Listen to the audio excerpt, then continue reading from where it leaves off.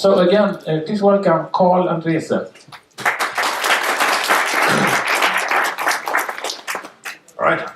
Hope you guys are doing all right. I arrived a little bit late, but I hope you are still not exhausted. But that has been interesting so far. I would like to talk a little bit about Uber to give sort of our industry perspective on mobility as a service. To begin with, this is Uber's bold mission statement. Transportation as reliable as running water everywhere for everyone. And this already is very, very close to what the vision of many people have of mobility as a service. It's about being all over the place, but it's also about accessibility for everyone, meaning every person of every skin color, every age group, every ability level, and it needs to be affordable. Uber, as many of you know, started as a company in San Francisco, 2010. It was founded by two people who were in Paris, couldn't find a taxi, and decided it would be really cool if they could just push a button and they would get a car. These guys were techies, so they were programmers from San Francisco, so they knew how to create this app. So what they did was they rented a town car for themselves and 50 of their friends or so, designed an app so that you can push a button and this car would arrive. And when you do that, when you're at a dive bar in San Francisco, no one can get a cab and you're out with all your technology friends, that is awesome. That is pretty much the coolest thing that ever happened. They pushed a button, like a few minutes later, our car came, wow. Then, after a little while, they understood that this car they were making money on this. They weren't even spending money because this car got all these trips. And the trips it took were very efficient because they had all the technology to map it and they knew where the car should be positioned at all the times. So they found out that this could become a business. Customers loved it. Travis, our current CEO, got emails from people he'd spent time with in kindergarten. It's like, hey, remember me from the sandbox when we were 2 years old? I heard you're doing this thing called Uber Cab. Can I get in on it? So it grew, became a little bit bigger. But then they realized that if we have this efficiency, and people have cars, which is a major asset that people own, and in the US, where home ownership is not as common as in the Nordics, the car is usually the biggest assets people own, but it's not in use 95 to 96% of the time. What if we can use that to make people earn a little bit extra money? That's where the peer-to-peer concept came out, which is known in Europe today as Uber Pop. And when that started to spread, Uber started growing at an exponential pace. Started growing and expanding to new cities because the technology was there and the infrastructure was already in place. People already owned cars. They already spent a lot of money on them. And a lot of people, turns out, were very excited to be able to use that assets to make some extra money. So from 2010, where this little spot here represents the only city where Uber was in, then 5 years forward, this is now over 350 cities across the world. It's been very, very expansive growth. In Sweden, we are in Stockholm and Gothenburg, and we're also represented in Norway, Scandinavia, and Finland. Norway, Denmark, and Finland. This is what we are. This is our enemy, and I apologize for having pictures from Oslo, but at least it's not Stockholm. This is our enemy right here. It's the private car. A lot of people think that Uber is in competition with the taxi business and or other sort of transportation vendors, but it's really about this. If you take your private car to work, you're going to take your private car back from work. You're not going to leave it there. It's about creating the flexibility option for people to be able to have transportation available at the touch of a button at a price point that doesn't scare your wallet. When you have that option, you can take more chances. A lot of people who take their car to work, for example, today, do so because they don't know what's going to happen that day. They could have taken the bus into work and taken the bus back, but what if during the day you have to go to a meeting across town, or it has to be you that goes to kindergarten to pick up the children? You don't know, and to be prepared for that flexibility that you might have, you choose to take your own car because that's what you feel comfortable with. Once people realize that they can have that level of flexibility, when mobility truly becomes a service that's available at the touch of a button, we can really start to get rid of the need to own a car and use a car in everyday life, which has obviously great impacts for the environment. It also has good impacts for the traffic because it takes a few cars off the road, which makes traffic jams less likely and improves the speed at which one can travel. And all this is possible because the infrastructure is already there. So less traffic is obviously a dream. If every road looked like this, it would be very fast to get around town. But what we see now is that if you take your car, you have to spend time looking for parking space. You're stuck in traffic. All these things take time. Copenhagen Economics, an independent consultant, did a study on Uber in Stockholm and found out that just from implementing a peer-to-peer car sharing system, each Stockholm citizen could save essentially a time equivalent of 1 full day, just because there would be less traffic, less congestion, quicker time on the road, and less time looking for traffic or for traffic spaces. So that's already pretty cool. That of course also leads to less pollution. The same study revealed that a peer-to-peer system in Stockholm would have led to about 50,000 tons less of CO2 emissions per year, which is obviously nice, but I don't even think that's close to how far you can get from when you introduce this ability for people to make the smart choices about how they move around. Once you have flexibility, you know you can get wherever you want. It's so much easier for you to get on the bus, to get on the train, and to take other options. And we know already that even taxis, Uber, buses, everything is more efficient than taking a personal car because there's usually less than 2 people in each car. Today, we know that 15% of space in cities is used on parking space.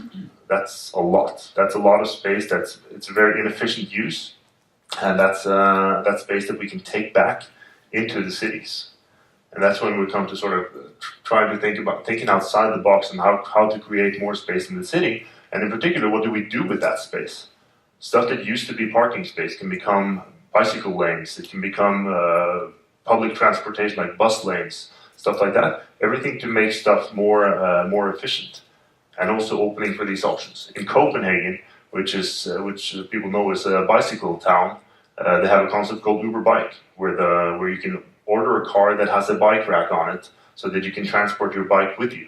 It helps create even that other layer of flexibility. So that if it starts raining during the day and you don't feel like biking home because you have a meeting you got to go to that you don't want to show up right out of the rain, you can still book a car and take your bike with you, and then you open up for even all these more environmentally friendly solutions. So that's a little bit about what we're trying to achieve. These are who we're trying to serve. When you offer a service like Uber, people tend to embrace it. That's what we see in all the markets that we're in. People do like this stuff. They like the convenience, they like the price, they like the service, they like the security, the safety they feel, because Uber in very many ways is a trust provider. Uber is just a technology company. There are drivers who are delivering the transportation to customers, but Uber is delivering the trust. We're making the connection between passenger and driver, but we're also showing them this is the rating that the driver has, this is what other customers thought of that driver, and this is what other drivers thought about this particular rider. Because you know something about the person, you get to see their face and their name before they're coming, you feel a little bit more secure, and we collect a lot of feedback on this. But people get pretty used to it. Back in the day, you would check your travel planner a couple of days in advance because you would know which bus you wanted to get to or which train you wanted to go to. Now people very quickly sort of embrace this new technology, not just Uber, but all kinds of apps, right? And you're sitting already ready to leave from the cafe, you're on your phone checking out, where am I going to go? That's a couple of years ago. Now people are even shorter term planners. You know, you're already out in the street, you open your phone and you're expecting to be delivered some kind of service that's going to take you where you want to go. When Uber came, like I said, people were thrilled with the opportunity that you can get a car just by touching a button. If it took 5-7 minutes, people didn't care so much. Now people are expecting that it's going to take 2 minutes, sometimes even less. There was one story where there was a customer in New York City who had booked a car, said it was going to be there in 2 minutes. So she went down on the sidewalk and she waited, and the car didn't show up. It took another 2 minutes. It took 4 minutes before the car showed up. So she wrote us an angry email saying, like, guys, what in the world are you doing? I spent 2 minutes out on the streets waiting for a car that you guys told me was going to be here in 2 minutes. And we looked into it, like what actually happened there. So we talked to the driver and understood that this car was in New York City. He got stuck behind the trash collection truck. And in the narrow side streets of New York, you can't pass a trash truck. They're one-way streets. You have to wait until he's emptied every trash can on the street. That took 2 minutes. And these things are almost impossible to plan for, right? Unless we get super gnarly on the data. But once you deliver something and the customers like it, they do tend to expect more. Once you deliver at a certain level, customers will expect you to deliver at that level again. But that's good. I mean, this forces us to be at the very forefront of both making sure that technology is doing everything it can and that we're using the data available to us in the smartest possible way. Then, going sort of further along the mobility as a service perspective, Uber has in some areas started partnering up with other public transportation providers. This is an example just through Google, which Google through their app show you how you can get somewhere either by walking, using public transportation, or taking an Uber. This stuff is pretty cool because with an Uber you can see how much is the price going to be, and through Google you can see how much time are you going to save.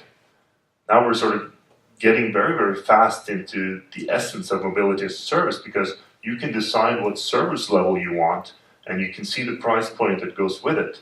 And this stuff is spreading. I mean, there's a sort of a race across Europe and even globally about who's going to create like the de facto app for traveling globally.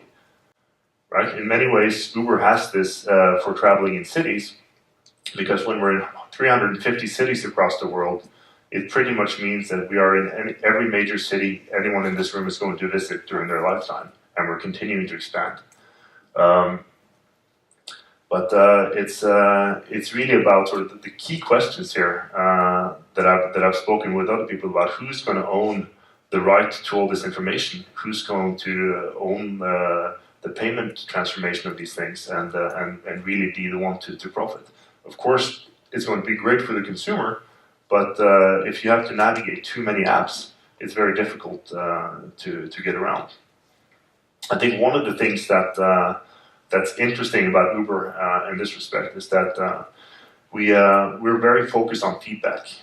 I know like a big transportation company like Deutsche Bahn, they do something like 2.2 billion person travels each year. Uber doesn't do that many, but we collect feedback after every single trip that a customer makes. You cannot order another trip through Uber before you've rated your last driver. And if you give them a bad rating, we would like to know why. So in terms of collecting feedback on customer travels, I think we're probably the global leader in this. And that we try to use that to further improve the stability and the quality of the service. I'm running into overtime, so I'll wrap up sort of with this. This is the coolest grandma I could find a picture of, but it's really about this being there for everyone. It's about transportation is reliable, is running water everywhere for everyone. She needs to know how to use the app, and this is a challenge in today's world because we can develop all the cool services that we can think of, and we can integrate them through apps. But if people don't want to use the app, that becomes a big problem. You can have the greatest, smoothest service, but if you're a great grandma that doesn't know how to use a smartphone, and that's the only way to access it, then we're struggling. And it's really about finding out how can we target these people. I guess my time is sort of running up there, but this is sort of just want to leave you with this picture about the city of the future. This is one artist's sort of rendition of what it might look like. I think people in this room can probably be quite sure that mobility as a service is a concept that will take us at least quite a bit of the way towards the future, whether we'll be moving around in cars on wheels or flying, or they'll be driving themselves or we will be driving them. That remains to be seen, but I think this is at least takes us part of the way there. Thank you.